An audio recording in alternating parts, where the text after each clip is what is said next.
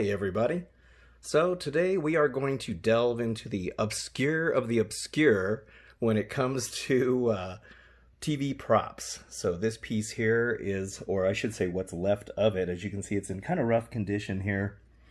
But believe it or not, this piece was actually the bubble on the original robot from Lost in Space. And you're probably looking at this and saying, you know, how could this possibly be the bubble? The bubble was elliptical shaped and it was not flat like this. Well, that's because the robot was actually used on another television show back in 1977. So the show was called Mystery Island, and it was actually a Saturday morning kids show. And I remember getting up at 6 o'clock in the morning every Saturday because I had to watch this show because it had the robot on it. And this show was actually a 10-minute show that was it was like a show within a show. The show that it was actually on was called The Skatebirds, and it was these crazy bird characters where people were in these bird costumes and they'd skate around. But within that hour-long show, they had these other shows, and this one, some of them were live action, some of them were animated cartoons, but this one was one of the live action shows, and it was called Mystery Island. So the plot centered around this character, Dr. Strange, who wanted to use the technology inside the robot to take over the world. You know, the crazy scientist kind of character. Well, yeah, that's what this was. So he uses this force beam to bring this plane down, which had 3 people on it, and the robot, so that he could try to get the robot. So these are the other 3 people that were on board the plane. And so they are constantly trying to escape Doctor Strange. It's kind of the plot, while they are trying to make sure that he doesn't get possession of their robot. So let's take a look at what the robot looked like on the show. Okay, so now here we can see the upper half of the robot. And you can see they did a lot of alterations to him. You could still tell it was the robot from Lost in Space, but they had done a lot of changes. So in the show, the robot was named Pops, P-O-P-S. And I don't remember what it stood for, but you can see now, you can see the bubble that was on his brain. They had painted the brain white. They had painted his entire body white. They changed his claws to a 3-prong design. They changed his chest detailing here, and they have this big old dome that goes over. So they had taken out the neon. They had taken out the little ears that were on the side here. The collar was still there. You could still see the collar. But these are 2 of the characters that were on the show. There was 3 of them that were always trying to protect Pops from getting captured. And if you look closely on the bubble here, you can kind of see this kind of foggy kind of scratching that goes on here. You'll see that on the bubble that I have. And then interestingly enough, I always thought the top of the bubble was clear, but now in watching the episodes, you can see that it was in fact that material that they used, which I'll show again when I give you a close-up of the bubble. But yeah, that's what the robot looked like. Let me show you what the whole body looked like. By the way, I had a chance to get this chest plate at one point, and unfortunately it escaped me, and I am sad that I never got that piece. I do know the guy that owns it. He's actually the guy that made my robot's collar, the collar part up here. So I've talked to him before, but he's not willing to sell it, and I'm not willing to sell the bubble. So I guess we're both going to just keep what we have. Now here you can see the full body of the robot. So they kept the original legs, but they changed the entire tread section down here. So you can see it's kind of like this boxy thing and then this round thing. So he still rolls on here, but now these guys can jump on the tread section and ride him, which I'm guessing is probably the main reason why they decided to change it. But anyway, yeah, you can see he was changed quite a bit. Now, I have to apologize for the quality of this video. This show has never been put officially on video. I managed to get copies of episodes from a friend of mine who managed to have some episodes recorded, and he had it transferred to DVD. So thankfully I was able to get these few videos that I have. But here's the back of the robot. Now you can see all this crazy stuff they did on it. And unfortunately, they ended up drilling holes and stuff into him to put these tape recorders and things like that in there. So they had done quite a bit of damage to the robot in order to add these kind of features. You can see he's got these rings up here on the body, the upper and lower body. And, you know, I mean, it's quite a bit of things that they did to him. And so a lot of the guys in the Robot Builders Club that I'm in, and you can check out my video for the full-size Lost in Space robot replica that I have, But a lot of the guys in the club were very upset about what they did to the robot. For me personally, I mean, yeah, they did do quite a bit of damage, but to see the robot back in action again on some TV show about 10 years after the Lost in Space series had ended, I was happy to see him back on TV again, even though he looked so much more different. Now here's a good close-up of the bubble where you can kind of see the attachments down here and how it's all kind of inlaid inside there. I'll show you that on the bubble, and you can actually see a little bit of screw holes going on right here. And then here's where you can see that frosted top that they used. So it's a really good view of it when it was in better condition. Here's another view of the full costume, and they were actually on this boat, which I was kind of surprised they had anybody inside the costume and be on the boat at the same time. Now, the actor that was inside this robot, I don't know who it is. Nobody seems to actually know. It was not Bob May. Bob May was the original actor that was inside the robot suit for Lost in Space, but I don't know who was inside this. I know Bob wasn't inside the costume for this show, so it was an uncredited role, just like Bob's role was uncredited, usually because they want to keep the identity of the robot secret, and it was a kids show, so they probably wanted the kids to believe that it was a real robot, just like on Lost in Space. So I found that kind of interesting. Now here's another close-up of the robot's upper torso, but what's interesting is on the bubble right here. Now this is kind of stretched out. It's not in the aspect ratio. It was made, it was stretched out for a widescreen TV, but it was made for the old, square TVs that we watched back in the day. So that's why this bubble looks a little elongated. But as you can see, right, let's see if I can point to it right there. You can see there's a seam right there. And I'll show you what's left of that seam on the bubble that I got. But anyway, that's some scenes from this show.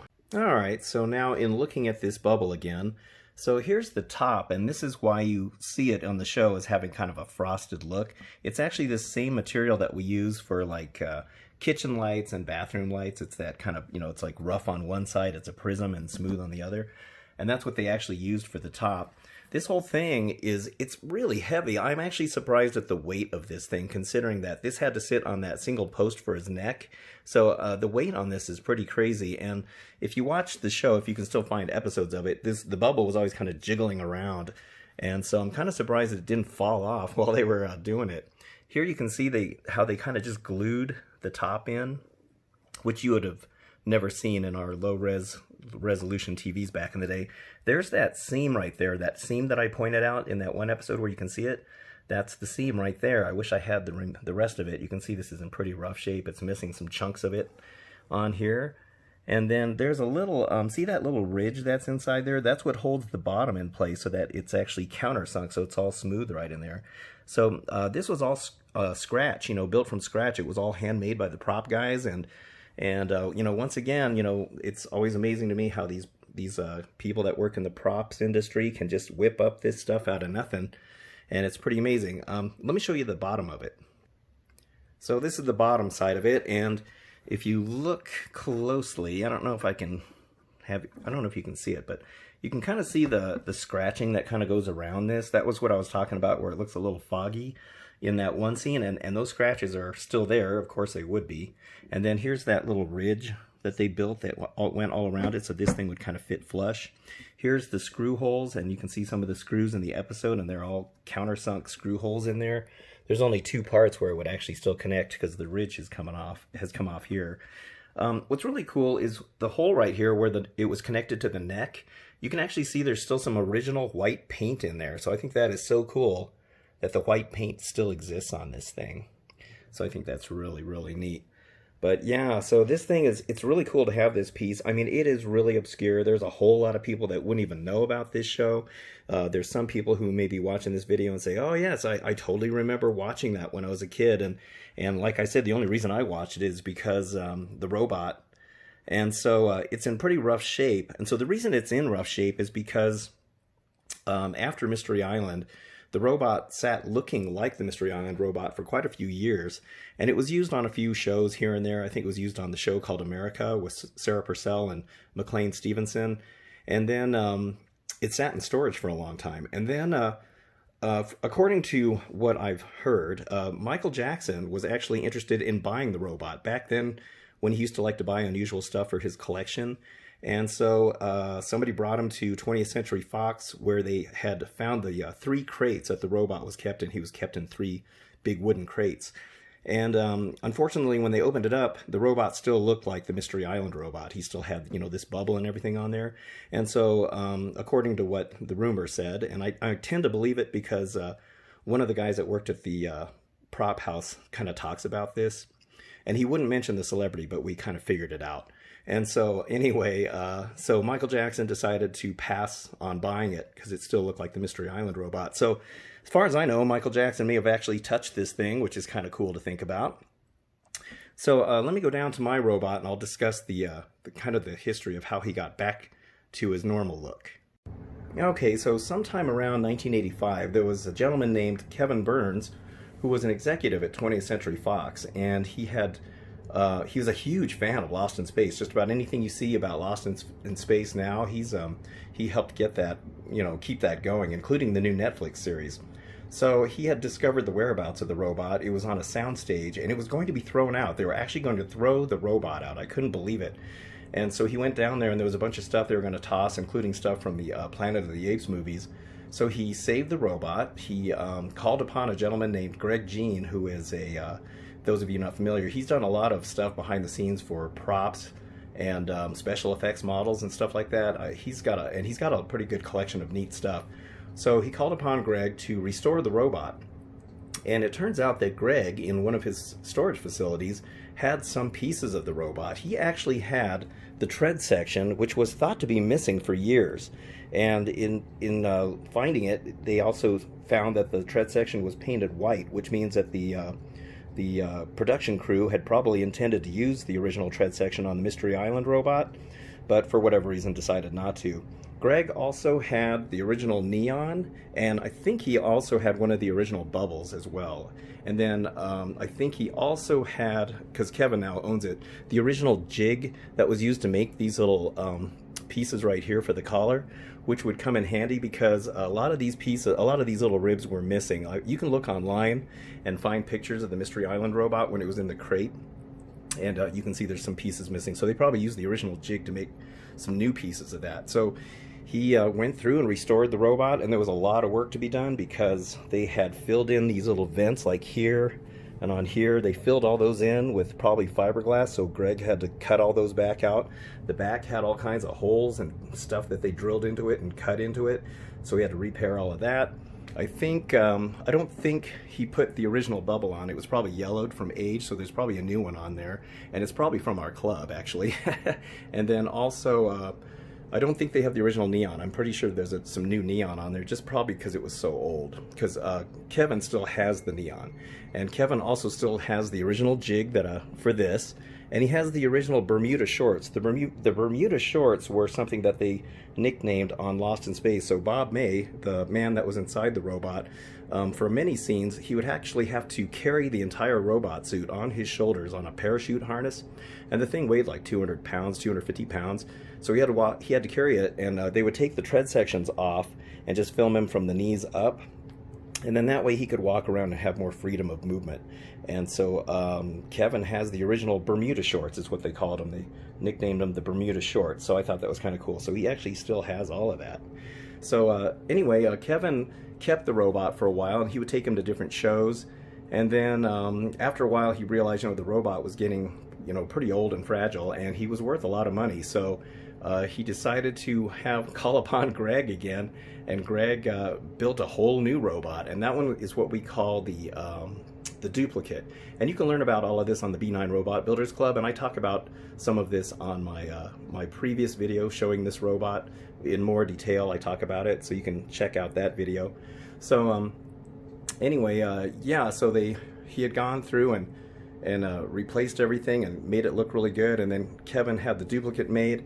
And the duplicate is kind of pretty much anything you see the robot on now is going to be the duplicate robot. You can always tell the difference because the lights and the head all kind of flash at the same time. And then the claws, they stick straight out. They don't have this bend that they're supposed to have, so they stick straight out. And that's how you can kind of tell. Those are usually telltale signs that it's the duplicate. And then also, Greg Jean also had the stunt robot. So there was another robot in the third season of Lost in Space. They decided to make a kind of cheap, lightweight version of the robot for a scene where the robot had to be floating around in space, because they couldn't put this one on wires because then it's way too heavy, and they couldn't put Bob in there as well. So they created what they called the stunt robot. And so that was used throughout the third season, and you can always tell when you see it because it looks, you know, a little bit not as nice, and it was used in scenes where the robot had to be knocked to the ground or, you know, beat up in some way, or hanging upside down.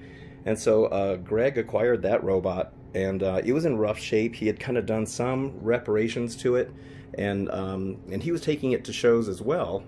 And then, oddly enough, during one of the times that he was having it shipped, it got lost. It got lost in shipping. And Greg did not know what happened to it, and I think some years passed by, and a gentleman named Fred Barton, Fred Barton actually makes full-size replicas of Robbie the Robot, this guy right here. And so you can check out if you just look up Robbie the Robot replicas, you'll find Fred Barton's website. He makes these beautiful full-size replicas of Robbie. They are really cool. And he also makes the bubbles for our robots too, with a couple of other guys too. So anyway, Fred was wandering around, and I think this is probably in California, and he happened to go into a curio shop where they had the stunt robot. And he doesn't know how they got it or how it ended up there, but he was inquiring about it and asked if he could build, or if he could buy the stunt robot. And the people that owned the shop said, no, we're not selling him, but we are renting him out. Well, Fred went to Greg and said, hey, I think I found your robot. He says it's in some curio shop on whatever street it was. And Greg goes down there and he's like, hey, I don't know how you guys got this, but this is my robot, and it was lost in shipping. And so he wanted his robot back, and the shop wouldn't give it to him. So Greg had to take him to court, and he won, and he got his robot back.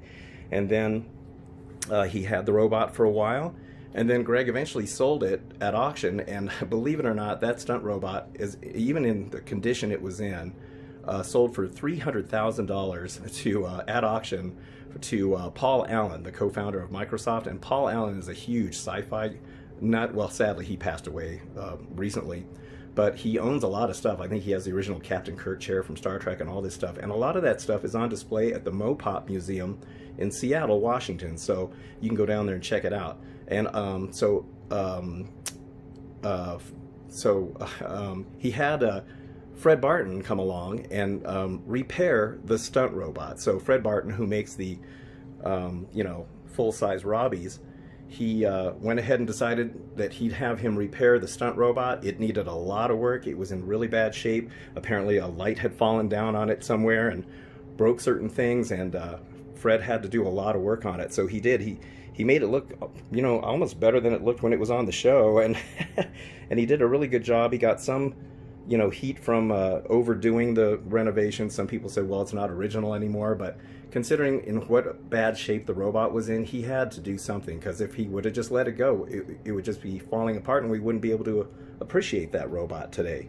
So anyway, that robot, as far as I know, it is still in the Mopop Museum. I don't know if any of you guys have gone out there recently.